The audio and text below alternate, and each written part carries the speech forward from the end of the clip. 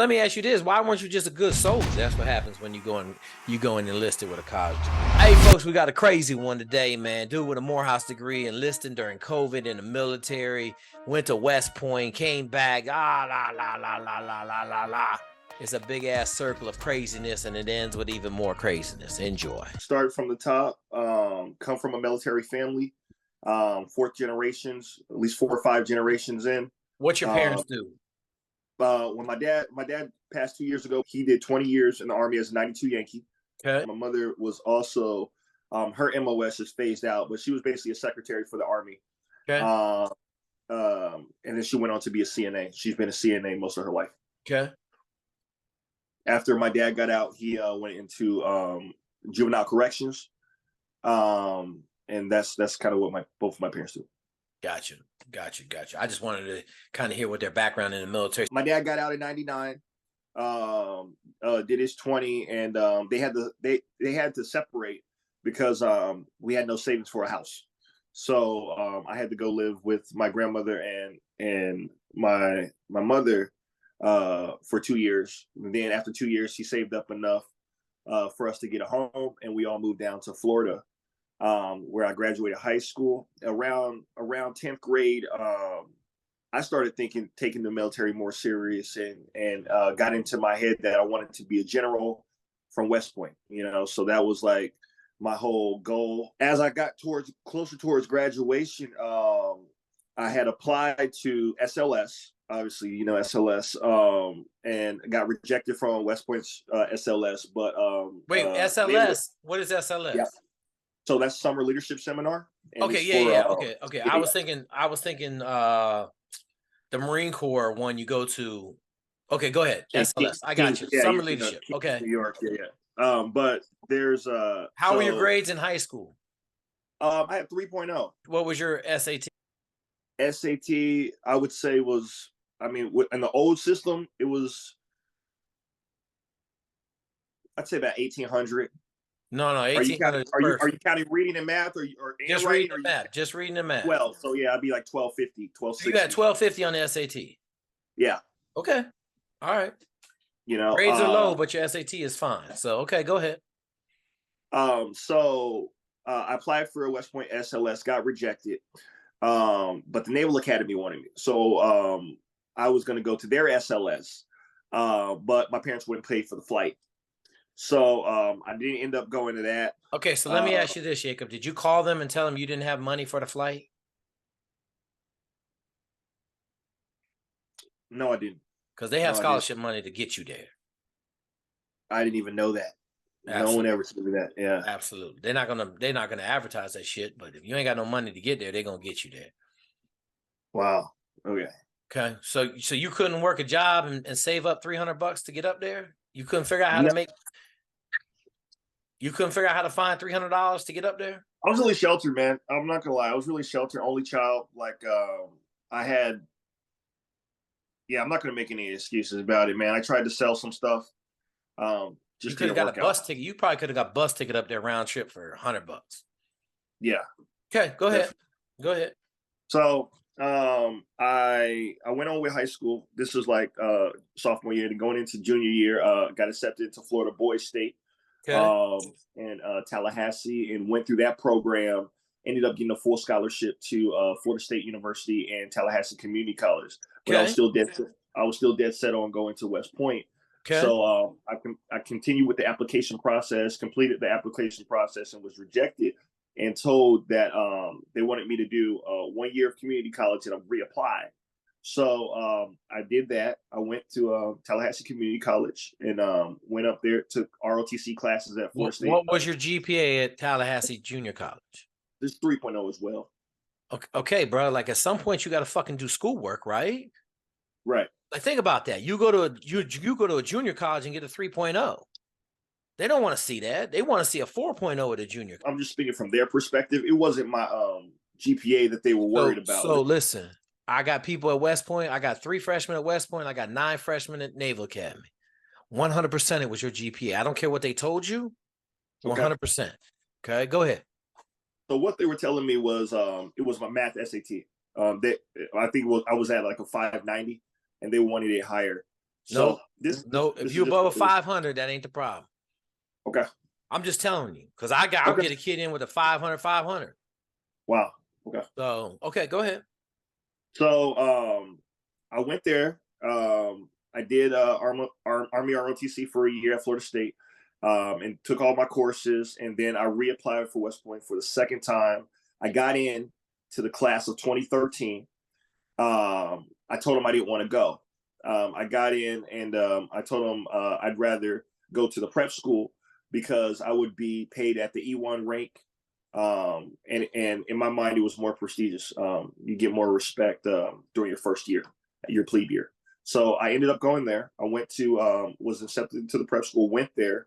And then 4 days before I graduated, I had an incident, and I was removed from the institution. What was the incident? So we were doing exam reviews. We were doing final exam. I had aced all the final exams. And then our first class we were allowed to sleep through, and then the other two were mandatory to go to, and I slept through two. I slept through the first two. I slept through the first one, and then I came on time to the second one, and the teacher had written me up for being late to class, and it was her second time. And her husband had worked for the federal government, and she made it aware at the very beginning of the year, like, hey, if I write anybody up, they're automatically. So they were in the process. They weren't satisfied with my father's 20-year nomination. They wanted me to have a senator nomination, which is obvious, right? It's always been Academy history. So she wanted to kick you out of school. Say it again. She wanted to kick you out of school because you were late to class. Yeah. That's it. That was just her personal policy with students, right? It was my second time being late that year to her class. Okay. So after that, I went back home. Couldn't go back to Florida State. I'm a first-generation college student, so I didn't know anything about student loans or how they work. And what my parents were telling me was that you have to pay off your loans before you can take out more, which is an absolute lie. So yeah, you don't have to pay it off. Right. We didn't know. We just ignorant. We didn't know. So like I stayed with that belief, and I went downhill after that, man, because my whole life was geared on that. And I went downhill. I tried to enlist immediately after. Didn't work out for me. Why couldn't you enlist? Because some of the things that I had on my record that West Point didn't care about, the actual Army cared about. Okay, so here's what I'm gonna tell you, bro. That's some bullshit. Okay. Because you're not getting in the West. You're not getting into West Point if you're not exactly. You can't get in the regular Army. Right. I don't know what you had going on, but that shit don't sound right to me. Okay. So go ahead. All right. So after that, I did like mediocre jobs for a couple of years. Fell into a very deep depression, and then I finally got myself together around 24. So this all happened around 19, and then around 24, I really like 23. Actually, it was like 23. I really started picking myself up, and I got in my head that I was going to work as an offshore oil driller. And I actually went back to Job Corps at 23. Finished that program and got a job in Houston, Texas as an offshore oil driller. I worked out for 4 months. It didn't work out for me. And then I got a job in sales, and I started doing door-to-door sales across America, and I was really successful as that. Did you end up going back to college?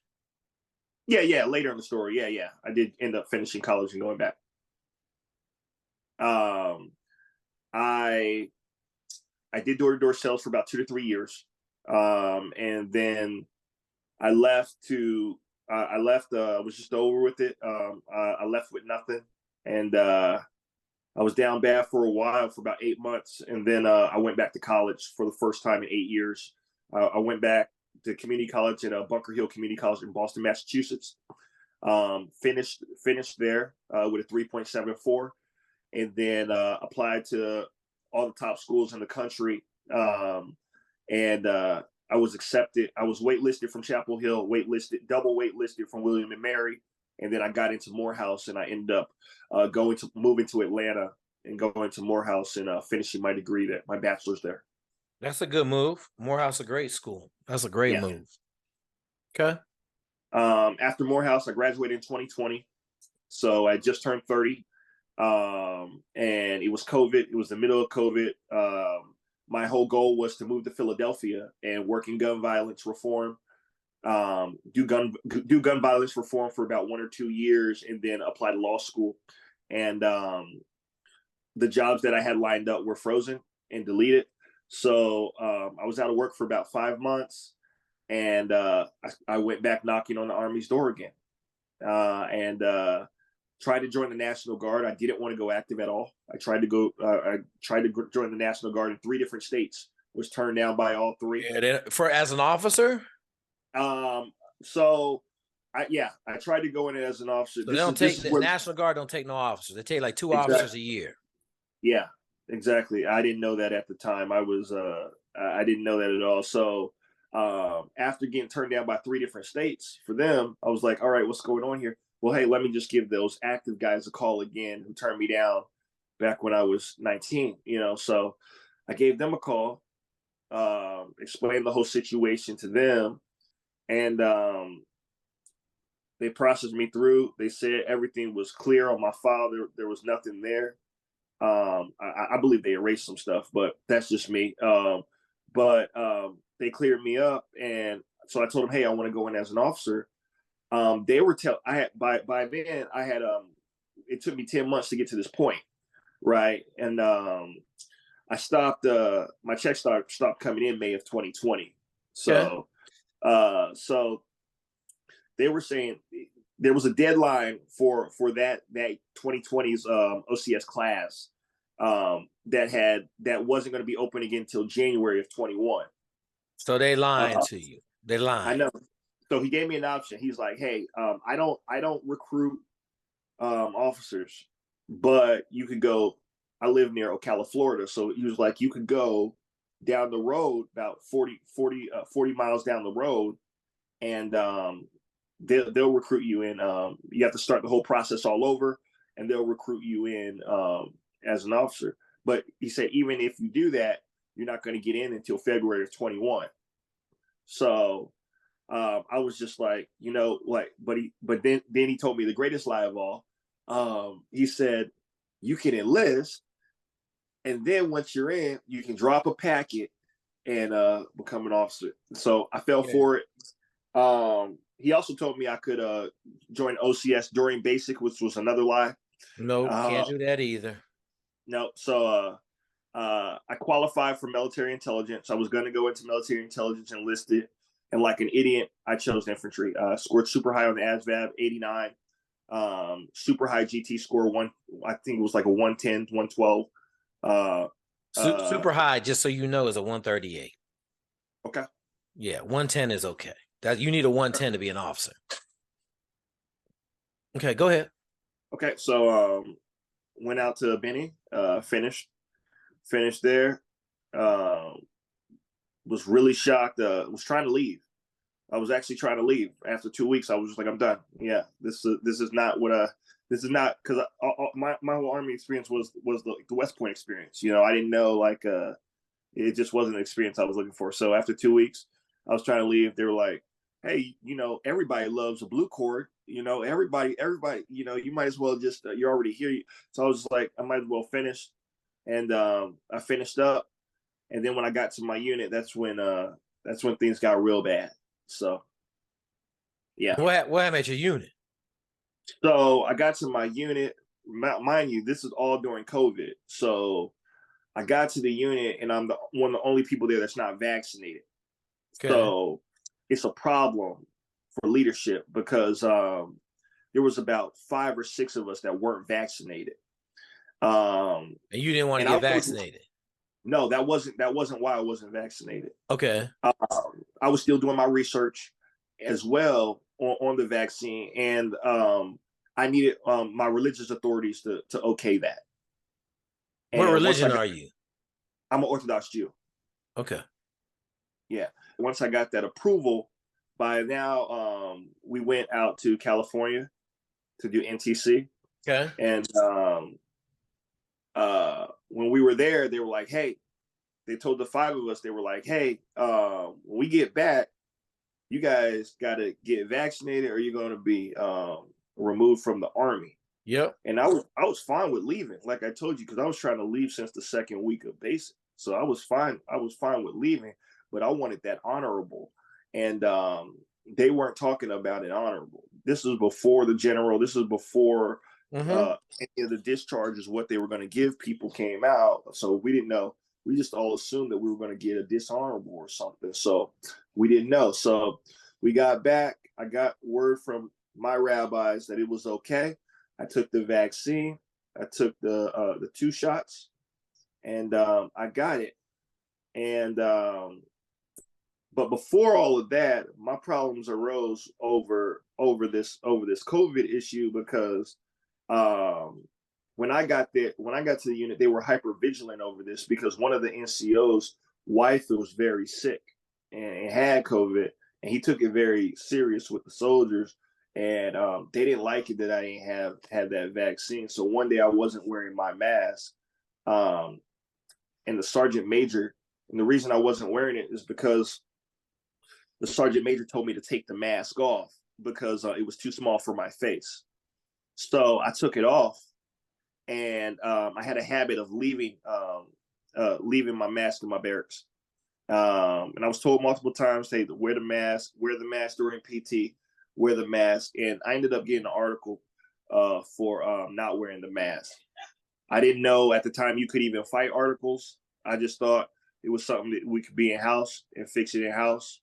And my relationship with my unit kind of went down after that because not only did I lose the rank, I didn't lose any pay, luckily. But that's what happens when a college dude enlists. Yeah. That's what happened.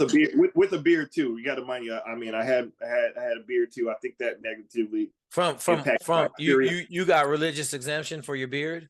Yeah, I had a major general give me the religious exemption. It took a year to get that, and I had it before I arrived. So, that's not a good plan, right? Yeah, and then one of the guys that I was at West Point with was actually the former CO of the unit that I went into. Mathematically, that's impossible. But I don't think that they liked it that I was this Morehouse former West Point guy that was there. Yeah, that's what happens, brother. They don't, and you black and you Jewish, yeah. and you got a beard. Like sign up. You are the guy that they don't like. Period. Right. Okay. Right. So I went through that. I went through hell. Hey man, I'm not going to sit here and lie to you. I was fighting UCMJ the whole time. I had read all of UCMJ from cover to cover, so I was that guy. Like I knew it. I was winning cases. Yeah, but let me ask you this: why weren't you just a good soldier? Were you in shape? Yeah, I was until the end. I was until the end part. Like at the end of the day, you can defeat a lot of that stuff with just being a good soldier, right? But you didn't want to be there, so that's probably the biggest problem. Yes, sir. So how did it end? You ended up just getting out. Yeah, I ended up, I brokered a deal because basically I had a situation with a PA about my medical care that I was receiving. We had an argument. She went back, got on the phone, and called my CO. My CO took my disrespect and tried to bring me up on another article for that. I court-martialed the article. They didn't want to take it to court martial, obviously, because it's frivolous. Basically, she gave me a court martial for not calling her ma'am. I said, hey, instead of not calling her ma'am. So they didn't want to fight that. By then, my unit was deployed.